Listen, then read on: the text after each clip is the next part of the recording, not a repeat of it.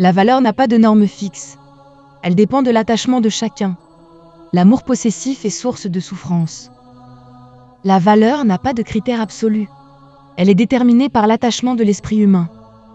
Par exemple, pour un élève du primaire, une console ou un jouet électronique peut avoir une très grande valeur.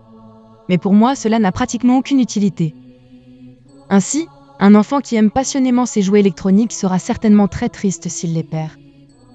En revanche, pour moi, puisque je n'en veux pas dès le départ, les perdre ne serait pas un problème.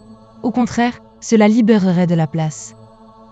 On peut donc dire que ce n'est pas réellement la perte d'un objet qui fait souffrir les gens. C'est l'attachement qu'ils nourrissent envers cet objet qui les fait souffrir. Supposons que vous possédiez un manteau de fourrure de vison d'une valeur inestimable. Vous pourriez en être très fier et éprouver beaucoup de plaisir à le porter. Mais si vous le perdiez, vous seriez probablement très angoissé, incapable de dormir ou de manger pendant plusieurs jours. Pour ma part, ce genre de vêtement est imprégné du sang et des larmes de la cruauté. Je n'en voudrais jamais de toute ma vie. Ainsi, la valeur n'a pas de norme fixe. Elle varie selon les conceptions de chacun et change constamment avec le temps. Nous disons souvent « voir clairement et savoir lâcher prise ».